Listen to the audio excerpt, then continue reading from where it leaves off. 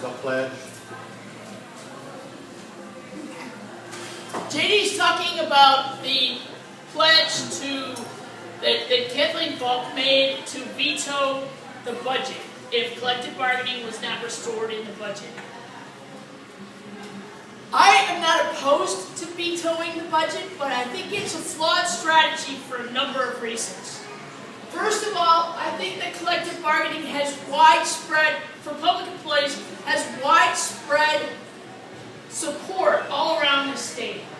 When I talk with people, they understand why it's a wise thing to have workers at the table, to resolve those issues through collective bargaining.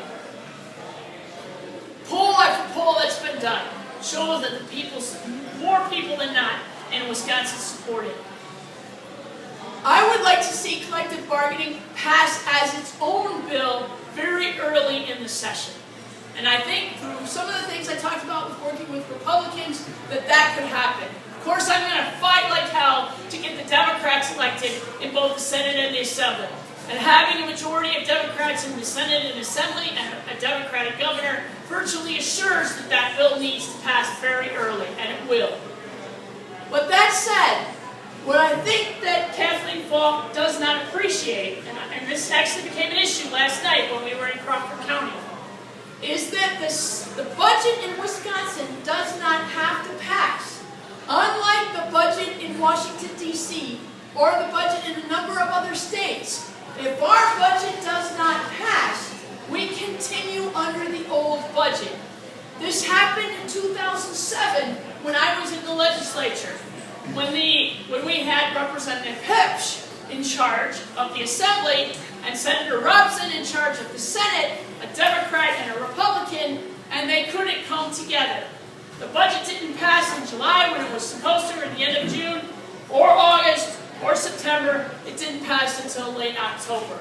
But that budget, which was supposed to pass in July or June, got continued until the new budget actually passed. Now, had the budget never passed, we would have been operating under the old budget.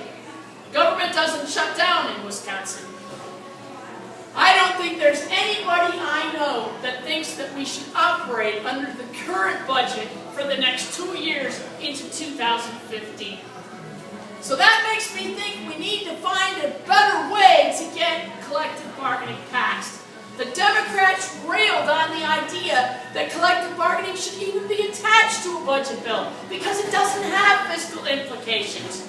The governor said, yes, it does, and then stripped all the fiscal implications out of it and passed it. Believe me, this is one of my priorities, but it's not the only reason we're having an election right now. This election is about the future. It's about what we want Wisconsin to look like. It's about what we value.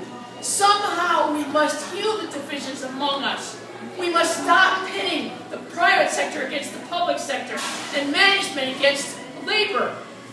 Because we're all in this together. We all need our best efforts to move forward. And everybody is suffering. And somehow we must bring people together.